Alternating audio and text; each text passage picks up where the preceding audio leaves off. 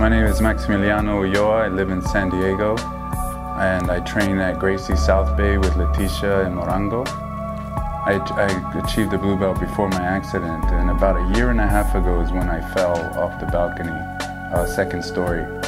When I hit the ground, I pretty much instantly, within the next 10 minutes, knew that I was on a new path. I always believed that in order to go through life, the best way to do it is to separate emotion with fact. And once you can accept the facts and eliminate emotion, you can get through things faster. And the one thing that got me through it was the fact that I trained jiu-jitsu before.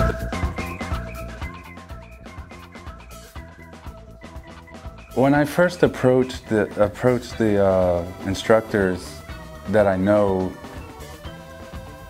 what can we do? They really, all the black belts were really scratching their head because they would suggest something, but when I say, well, but I don't have any abs, then it's really like, whoa, I don't know what to, it's literally, I don't know, we're gonna have to figure this out.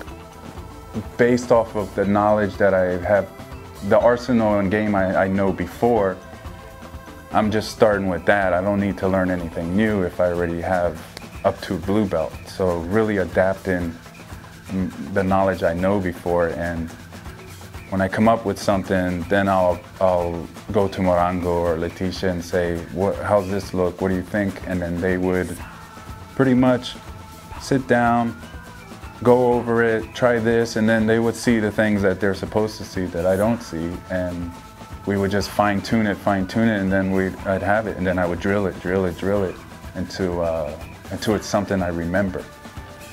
But now, an arm bar isn't an arm bar. It's actually a completely brand new move. It's like the first time you learned a triangle, you're constantly putting the wrong foot over the shoulder and wondering why it wasn't working. It's the same concept.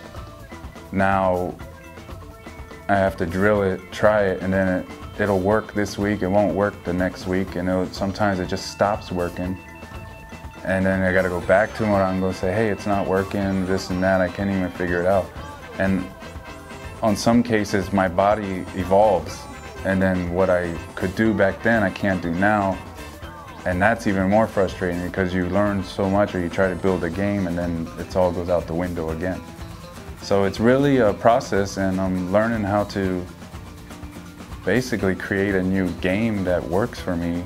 And my goal is to pass this on to someone else that's in my situation. In the past year, I've had plenty of time to think, obviously, because I'm just recovering. And I came up with a few ideas. I graduated from the graphic arts school, and started a company called Grappling Graphics, which is, they're primarily jiu-jitsu oriented, but it will go into MMA or anything grappling, basically. And the focus is on providing graphics for the jiu-jitsu world by someone who actually trains in jiu-jitsu and doesn't just think it's karate or something, or striking in it at all.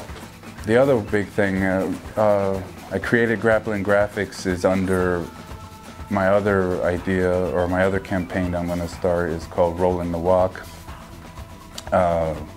Both Grappling Graphics and Rollin' the Walk are both non-profit organizations, and the profits from Grappling Graphics gets donated to Rollin' the Walk, and then the monies from Rollin' the Walk go to helping the disability community, with the main focus on new spinal cord injury patients, because one of the hardest things that I had to go through was not knowing where to get my information, not knowing what was out there, where to go.